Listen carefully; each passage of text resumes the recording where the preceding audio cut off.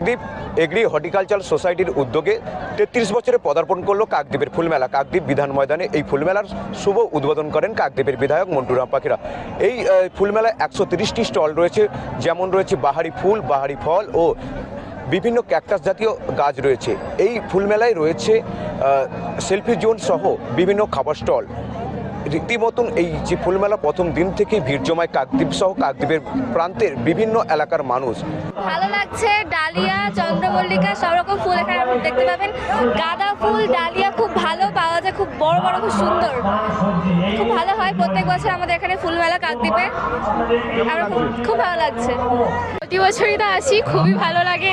আর খুব সুন্দর ফুল ফল তাছাড়া সবজি সব রকমের হয়, আর এত সুন্দর আজকের উদ্বোধনের জিনিস খুব ভালো লাগছে।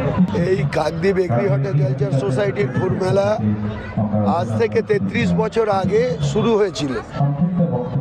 প্রথমে এটি কাকদ্বীপ শিশু শিক্ষায়তন হাই স্কুলের মাঠে হতো।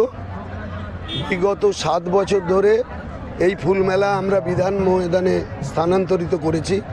যবে থেকে বিধান ময়দানে এই মেলা এসেছে তবে থেকে এই মেলার পরিধি, ব্যাপ্তি, প্রসার, বিভিন্ন লোকের যে ভালোবাসা সব কিছু এতে উজাড়ভাবে জড়িয়ে গেছে।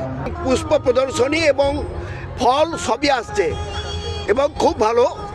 প্রতি বছর এক একটা নূতন অনুষ্ঠান হচ্ছে। পাশে ওদের আনন্দ মেলা আছে, সকলে খুব আনন্দ করছে। আমরা সকলেই এই ফুল মেলার আন্তরিকভাবে আমরা শুভেচ্ছা জানাই।